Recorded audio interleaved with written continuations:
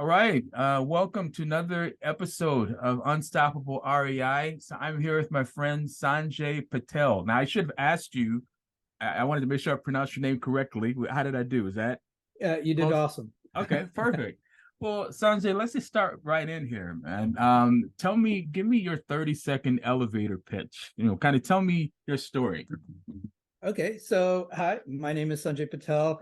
I use commercial real estate to achieve financial freedom, and I help investors build passive income so they can also achieve financial freedom.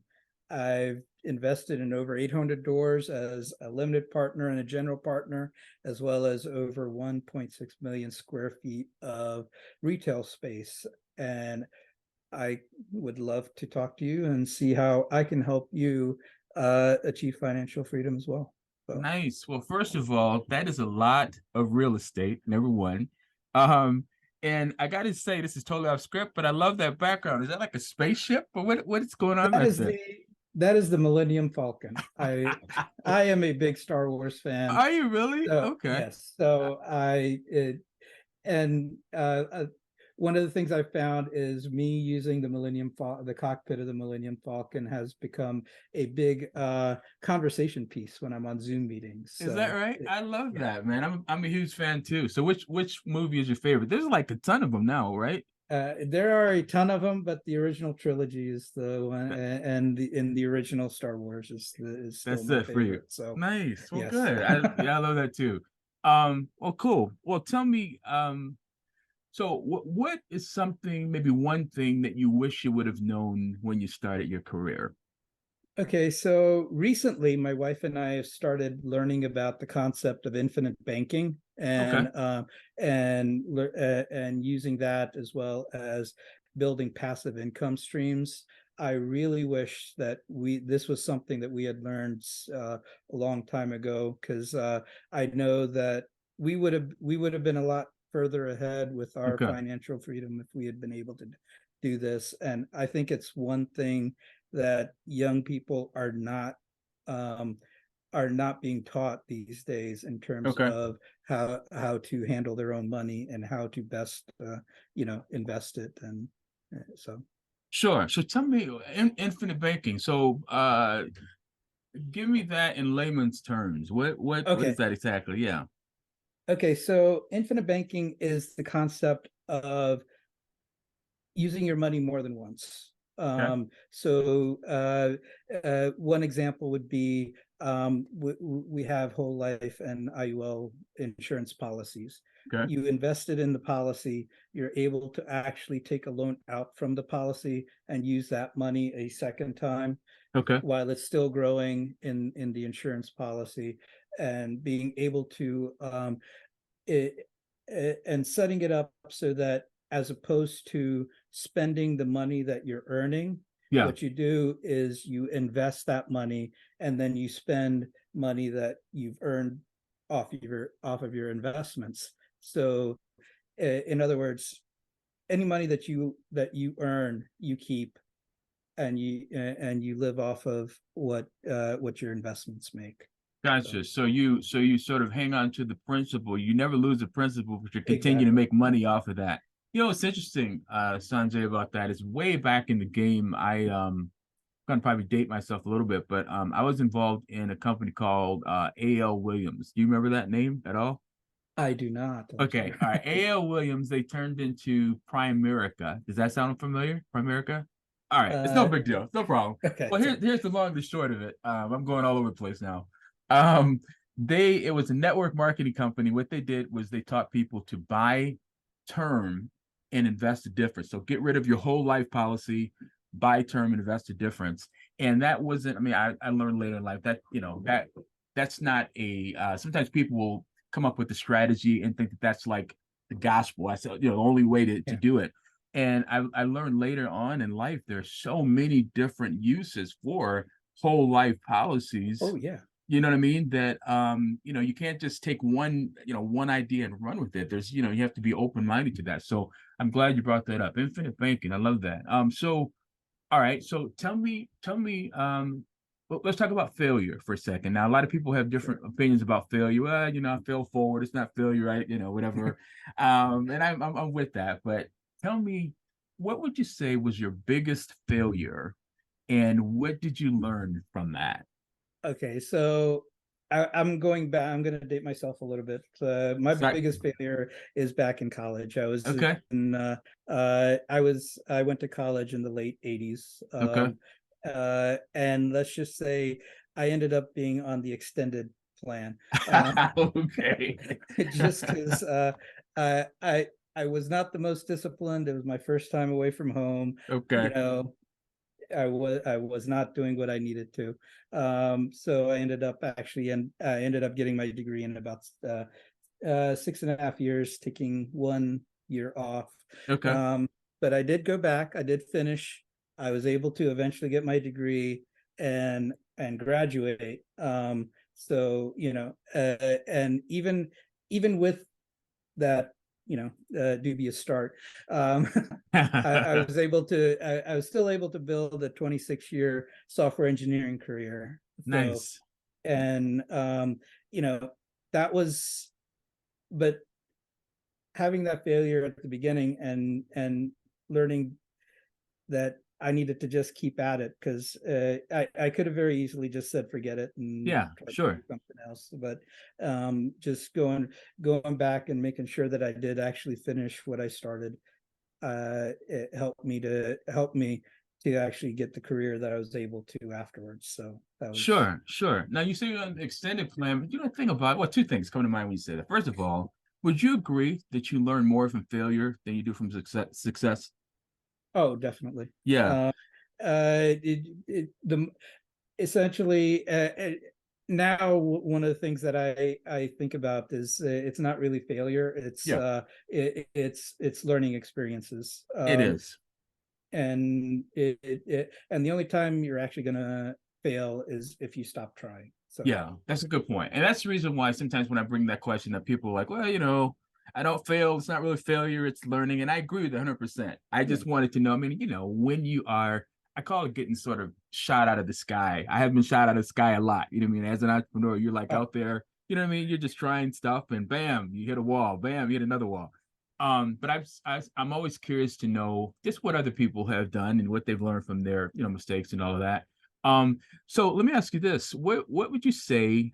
What advice would you give to someone that is looking to become an investor? What would you say to them?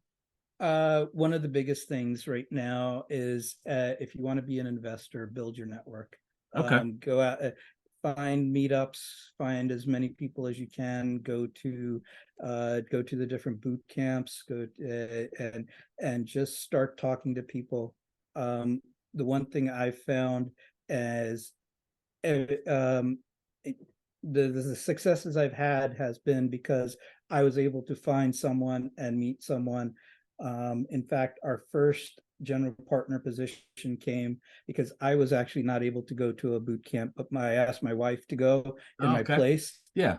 and she met these two people at the back. 2 weeks later, they sent her a property, asked her to help underwrite it, and then we both went and helped do due diligence, and that was we were able to get into our first general partner position that way. Nice. And Nice. and if she had not gone, that never would have happened, right? So just find as many opportunities as you can to meet with other investors, learn from them, see what. And we actually didn't expect to be part of the GP team. It was supposed to be a learning experience. Hey, Sure. we're helping you underwrite and making sure that we know what we're doing as well. And it ended up being a general partner position. So that was Nice. that was awesome. Nice. Yeah, that was cool. Did you start off investing in commercial, or did you start off in single family, or what was the deal there? Okay, so well, like I said, I was a software engineer. So I Okay. was and my wife used to be a CPA. Okay. but when our sons were born, she decided to leave that and raise the boys. But once they got to high school, she started looking for something to do. Okay. And this is where some more failure comes in. Okay. We had a failed franchise. We did, a few Okay. other things, and Yeah. then she started looking at real estate, and she was doing fix and flips. We live Hmm. in the DC area, so she was Okay. doing fix and flips in DC. Okay. Um, and and then we started acquiring some single family homes, and after one particular one, we sat down and talked, and we were like, with everything that we did to fix this up and everything, the effort that it took to do this, if we went into commercial real estate where we have so many more doors, it's not a single failure, right? So Yeah. a single family home, you don't have one renter and you're not making any money. Yeah. Yeah. Right. Exactly. So we decided that for where we wanted to go, commercial real estate was a lot more scalable, Sure. and so that's why we decided to start investing there. And another opportunity came up. I was laid off from my work. Okay. Um, they the com I'd been working there for 18 years. Hmm. They were Wow. getting ready to sell off their division. Okay. And high priced engineers aren't always the most economical. Sure. Um, but it actually became a decision point for us, because I I found a job really quickly. I found another one less than a week later, Nice. paid more, had no commute, because originally I was commuting like Hmm. 45 minutes to an hour and a half Okay. one way because of Wow. DC traffic. Sure. And this was going to be like a 5 minute commute. But again, Mita's my wife, Yeah. we sat down and we're like, okay, are we serious about commercial real estate? And we went and we decided, okay, if we're serious about it, let's just immerse ourselves in it, find a network that we're going to be a part of, and get going. So I actually called the person back, said I'm not going to take the job, Wow. and we decided that we were gonna stay with and pursue commercial real estate. So Nice. Nice. And the rest is history, right? yeah, and the rest is history. Yeah. So that's actually the perfect segue to my next question. So, what would you say have been the best resources for you? You obviously mentioned, networking and that, and maybe Yeah. that's one of them. But so what were maybe two others Okay. that have been the best for you? Yeah. So I don't know. We're actually part of Rod Khleif's group. So Oh, okay. we joined his warrior group very shortly after the episode I just talked to you about. Oh, And okay. just the being able to get the coaching and learning from someone that's been doing it, that helped me build the confidence I needed. Sure. Also, just having a large group of folks um, that we could network with, but then also getting online on Facebook, being part of Facebook groups. I joined a number of local meetups that had to do with that commercial real estate, and just building up my own knowledge, becoming more confident in what we were seeing, Sure. and that's really the biggest things that got us over the hump. So Sure. So how long did it take before you were ready to pull the trigger? I mean, you mentioned that first GP position was okay. sort of your first deal. Yeah, how long did it take you? Actually, the first GP position took us about a year. We Oh, um, a lot of our investments before that, we converted our 401k into a self-directed, and okay. I started investing in LPs, because I wanted to see deals sort of technically from the inside, right? I wanted to Sure. be able to see how folks that were a lot more experienced, that had been doing this for a while, how they were conducting the deals, and Mm. how they were doing their underwriting and things like that. So to date, we're in, right now we're in on 9 LP positions, Wow. uh, a mix of multifamily and retail space. So it's about 50-50. And That's a lot, man. That's a lot. So now this is totally off script here, but I'm just curious. What is your? I was talking to. Let's see. Do you know Jason Melabute? I do know Jason. Okay, Well, I know of him. I you know of haven't him. met him. Okay, Yeah. okay. He's a really really cool guy, super inspirational guy. But we were talking about the reason why. We're talking about limiting beliefs and kind of what Yeah. keeps you moving forward and all that. I'm just curious. What is your reason why you're doing all this stuff? Okay. So, well, family is a big reason why, Okay. but one of the things that keeps me going, um, there, if you look at my whys, I actually have 2 big things. Okay.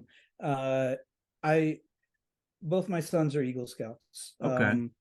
and I didn't do scouting when I was young, but I got involved with it when both my sons were Cub Scouts, Okay. and essentially I was a leader for them throughout their entire scouting career.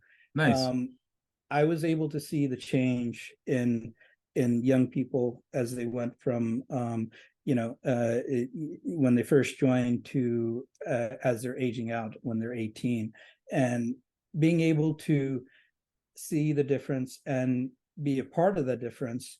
Um, One of the things that this does is it gives me the flexibility with my time that I can volunteer for scouting. Okay. One of my goals is to open up a nonprofit so I can start chartering troops in areas that are underserved, either in middle city or rural areas that, Okay. especially now because of the lawsuits and everything, scouting has had a bit of a black eye. Yeah. There's a lot of large organizations that are pulling out from chartering troops, and Okay. I would like to help fill some of that void, because one of the things I would like to do with our nonprofit is to be able to charter troops where they're needed. So Nice. that's one of my big whys. The other is my father. He just recently passed away this Sorry to past hear that. November. He suffered from Parkinson's, Okay. and essentially over time suffered from dementia and Okay. everything. Um, and the I I saw how expensive it was for his care, Okay. and everything. So one of the other items that we'd like to do with our nonprofit is to help um, help folks defray some of that long-term care costs, Gotcha. as well as one of my goals this year is to use some of what I've learned with multifamily to look at like care, long-term care centers and stuff, Nice. and Nice. and so That's fantastic. So we share some of that in common. My father died about 4 years ago. And interesting thing. First of all, you never it never gets well, it doesn't really get easier. You know what I mean? yeah, And one of the things that's crazy is on my phone, so my father's birthday is coming up this month, the end of June. And even his number, I mean, I still get notifications about that stuff. yeah. And every time I look in the mirror, I see my dad. You know what I mean? So I'm like, man, this is really so. Yeah. So I'm sorry about your loss. That's the tough thing. It never get easier. But thank you for sharing that. But those are strong reasons why. Um, so this sort of segues into something else I was going to ask you is about people who have influenced you, who have been influential for you. Okay. If you had to name maybe just the top three people who were most Okay. influential. Yeah. Well, top is going to be my father. Okay. Okay. Sure. um, I figured that. Yeah. he so My father, when I was 2 years old, he actually left. I was born in India. Okay. He left India and went to the University of Dallas to get his master's in accounting. Okay. So I actually didn't see him for 2 years. Wow. Neither my mom or I were able to see him because he was here. Yeah. He had no money. He was a college student. He was Okay. he worked in the library to make ends meet. Mm. As what the day he graduated, that same week is the week that my mom and I landed in Boston Okay. to come to the U.S. He found out he had a job in North Carolina, Elizabeth City State University. He was Okay. going to be an accounting professor, and then he finds out, well, he was here on a student visa. Oh boy. Yeah, and my mom and I were here on visiting visas. Okay. So we're all here. Next visit was to immigration. Oh boy. Okay. Yeah, okay, and they were upfront. We want to be able to stay in the U.S. And essentially the one way they could is if they invested at least $10,000 in a business in the U.S. Okay. This for a college student who had no money to his name. Right. So Wow. One of the other professors at the university said he would loan them the money. Wow. But he had to find a business. Okay. And there was a local businessman who had 2 fast food restaurants. Okay.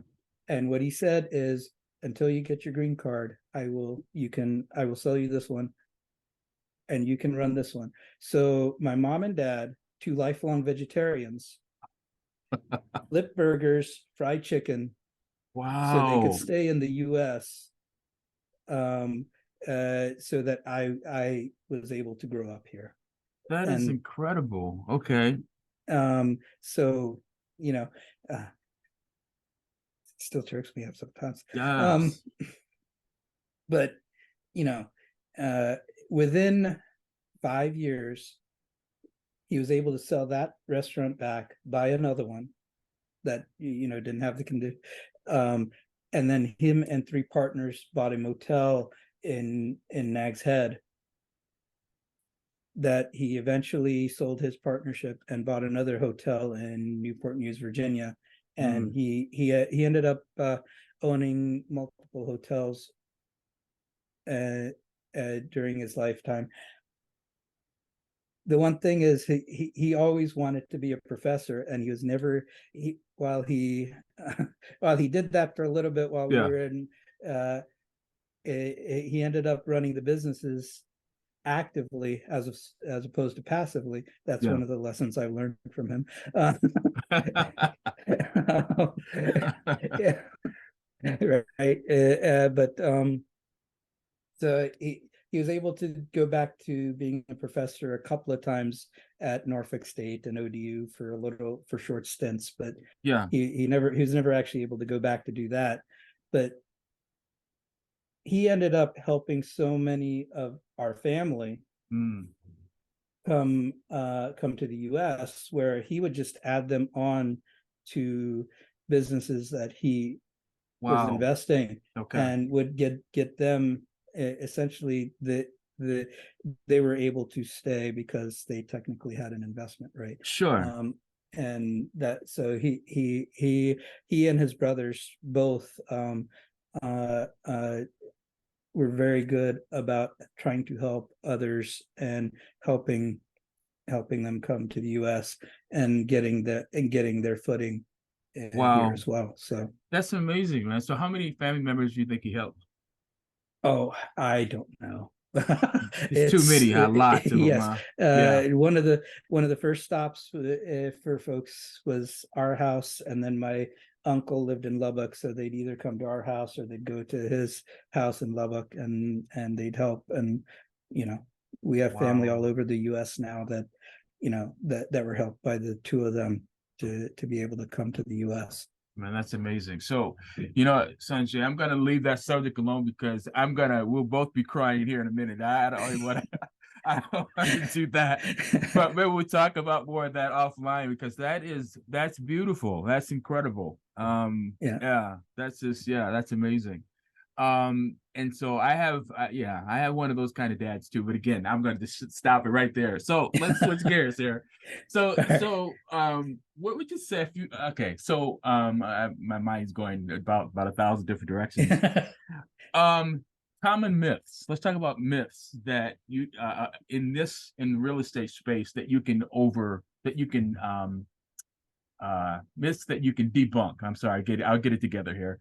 Yeah. So one common one. Let's say, what is a big one that you could debunk? That it's hard to invest in real estate. That it's hard to actually get in. Okay. It is, from what I've seen, it is one of the easiest things to do. Okay.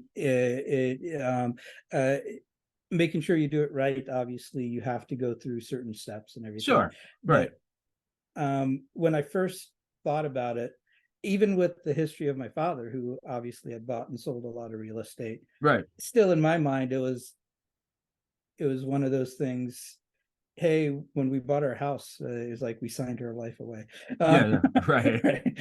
With the mortgage and everything. And then thinking about larger properties like multifamily and stuff, it was like, how am I actually going to do this? And then once I started actually doing it, it was like, this is not hard. This is very easy to get into, as long as you find someone trustworthy, right? And you work with folks that, but with some sort of track record and things. And but a lot of folks that I talk to think it's difficult to get into investing in real estate as well, and that's one of the things that it's not really that difficult. It's yeah, this depends on who you know and connecting with the right people, right resources. Gotcha. Okay, yeah, that's a cool perspective. And it's the ability to have real estate generate passive income for you is one of the biggest things, right? Totally.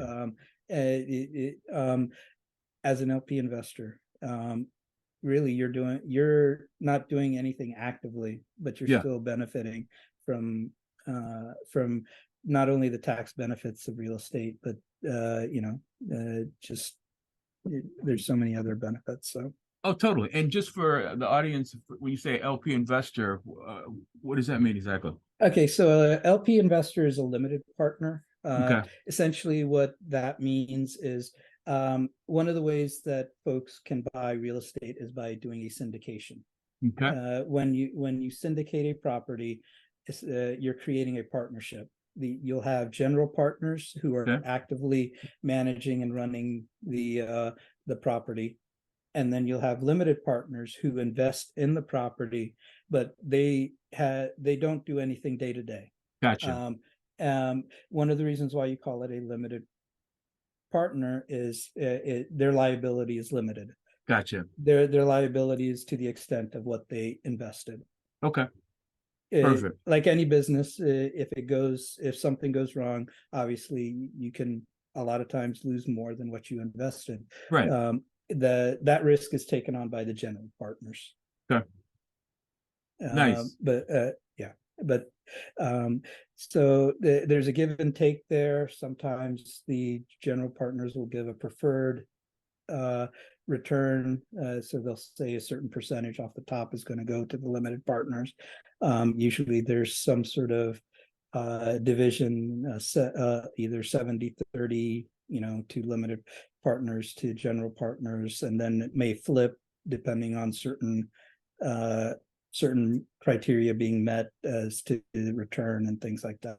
So each partnership is a bit different, but sure, but that's the big picture. That's cool. So you really are a passive investor. Exactly. That's cool. That's really cool. So I've got one more question for you. Before I ask that, I guess I got actually two questions technically.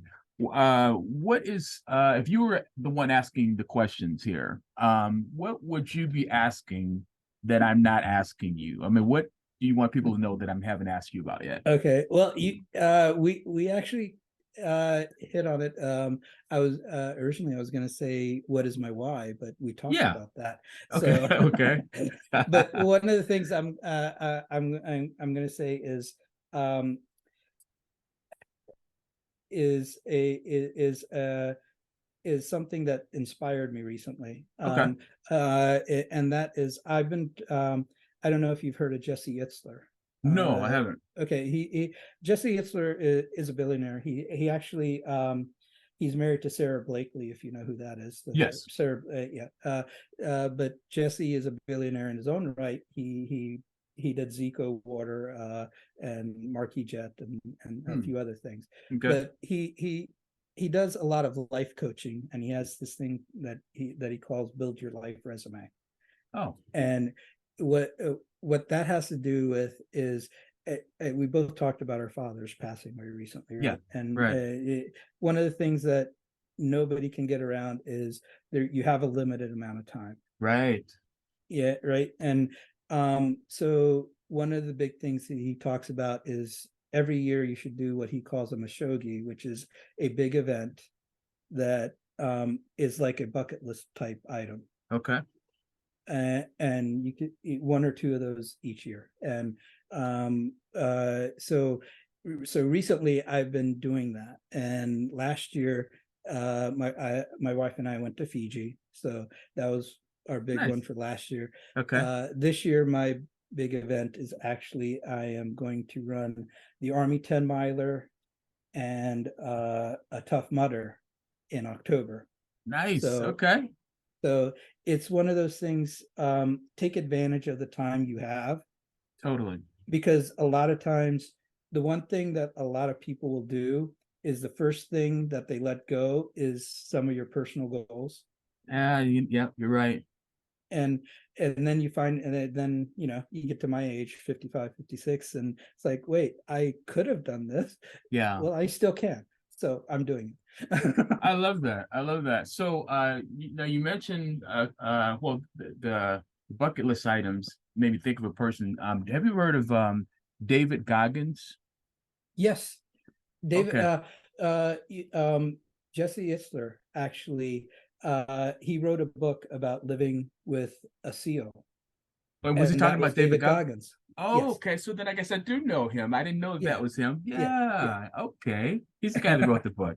Yeah, I love David Goggins. But so 10 miles. And what is the other thing? What was the other race? I'm also running a Tough Mudder. It's actually back-to-back weekends. I'm running the 10 miler, and then the next weekend is a Tough Mudder. They were both in Washington, so I had a friend that I actually met in Fiji that said, hey, I'm going to run the 10 miler. You want to do it with me? And I've been on this kick where if someone asks me something like that, I'm going to say yes.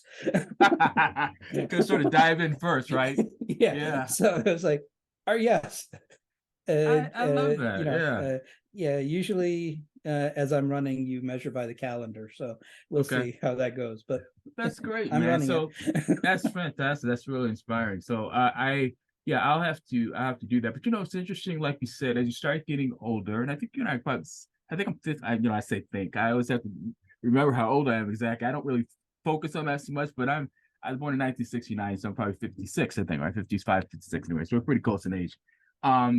Things are more important. Time is more important now as you start getting older. You know what I mean? It's like, it's just way more important. So good for you for doing those things. I'll have to do that. I have to find a tough race and call you about it, invite you to do it so that I'll force me to do it. So we'll have to do that. So all right. So before I ask you the real last question, how can people reach out to you if they want to connect with you, like online or something? Okay, so online we do have a website. It's www.cascadesps.com. Okay. And if you go to that website, it has my LinkedIn. It has a link to my LinkedIn, and it actually has a link to my Calendly. So if someone wants to create an appointment and talk with me as well, we're more than happy to do so. Nice. But that would be the easiest. Okay. I'm also email is sanjay@cascadesps.com. Okay. Nice and easy. Cool. All right. So I created this. We sort of talked about this a little bit earlier, but I created this podcast. I actually have a few different things that I do because real estate investors have such a high failure rate. If you Google the term real estate investor failure, it's like 95%. I mean, it's crazy. So two questions I have for you. And by the way, that's why I call it Unstoppable REI, because I want to talk to people that successful real estate investors who had some success in an industry with such a high failure rate. So two-part question. One, how would you define the word unstoppable? And then what are you doing to make yourself unstoppable when it comes to failure in this, industry with such a high failure rate? So the only way you can be stopped is if you stop trying. Yeah. So that's the one thing. We've had many setbacks, Okay. many, as I call them, learning experiences. Right. We've had folks that have we've done private money lending where people declared bankruptcy and didn't pay Oh, back. We've wow. had Okay. we've had another where someone someone that we thought of as a coach tried to essentially get us into a deal where they're trying to take advantage of our naivete. Essentially, Okay. we Okay. avoided that one. Good. But the one thing that I will say is, we if you can pivot, because like I said, we used to do fix and flips, and we decided to pivot and do commercial real estate. Sure. Sure. But the only way that you're going to fail, or the only way you're going to be stopped, is if you stop yourself. Yeah. Essentially visualize what you want your success to be, and just keep going for it. Yeah. Ours was, we wanted to get enough passive income to be financially free. And the other part of that is, along the way, you can show others how to do the same thing. Right. That's the awesome part about commercial real estate is, Yeah. it's not a single person, it's a team of people working together. So Right. I love that. I love that. Well, man, I've actually taken up more time than I wanted to of yours, but I have really enjoyed speaking with you. And I didn't know, it's crazy how you connect with someone and you don't know how much you have in common, mhm. and I was listening to you and saying, man, we're still like we're the same age and issues with our fathers and all this stuff. And I just got to get a Millennium Falcon background and I'll be, There you go. I'll be good to go. But I would love to schedule the time to talk again, man. I know there's a lot that we didn't cover, and I want to find out who declared bankruptcy. We maybe go after those guys. We've essentially said water on the bridge for that Have you one. really? I mean, that is Yeah, okay. yeah. I would have liked to do more, but it was at that point, after a certain time, it was just sending some good Yeah. money after bad because of Yeah. lawyer Oh, fees sure, and stuff. sure. So And you don't want to, create that negative, have that negative energy yeah. affecting you. Yeah, no, I totally understand. But anyway, there's so much more that I want to talk with you about. So yeah, would you be open to connecting again Oh, sometime? definitely. Okay, cool. All right. And then and be sure, I think you sent me your bio. Send me the links to whatever your website and whatever else so I can make sure I put this in there. And then Okay. and then we'll Yeah, go ahead. the signature of my email should have All that stuff? all of that. Yeah. Okay, Yeah, it perfect. should have my LinkedIn profile as well as the website and email and everything. Okay. And I'm going to look for a difficult race that we can do. I'm going to have to find something because that'll force me to do that because I have to Okay. step up my game, man. You're Well, doing, yeah, go ahead. What are you going to say? well, if you want, I can send you the link for the Tough Mudder in October. Okay. So how far is that? It's I am doing the 5K. Okay. So the Tough Mudder is a 5K with obstacles. Really? Okay. Yes, so it has a bunch of ranging from either army crawl through mud and things like that, or Okay. a cargo net and stuff like that. That's pretty serious. Have you been training for it? Well, that was one of the things I actually I started working out in 2019 after I went to watch Tony Robbins, and he was and I've been able to work out 4 to 5 times a week ever since. Wow, that's fantastic. So, okay. So yeah. So not the most athletic, but I am getting better. Well, so send me the link. Send me the link. I will. And I'm gonna check it out, because I think that's I think like you, it's like shoot first and aim after. It's like, because if I think about it too much, I'm going, so I think I would Well, like to try to do that, man. And it's in October, so I've got a little bit of time. All right, yeah, send me the link. Send me the I link. will do that. All right. But hey, thanks again for your time. This is just the beginning. I'm gonna, yeah, you're not gonna be able to get rid of me, man. We're gonna have to talk more. And I Awesome. really appreciate, yeah, it was super valuable. And yeah, thanks a lot. I really appreciate it. Yeah. Thank you for having me. Yeah, no It's problem. been great talking. All right, perfect. Well, thanks again. And so we'll talk again real soon, okay? All right. Sounds Okay, good. take care. All right, bye now.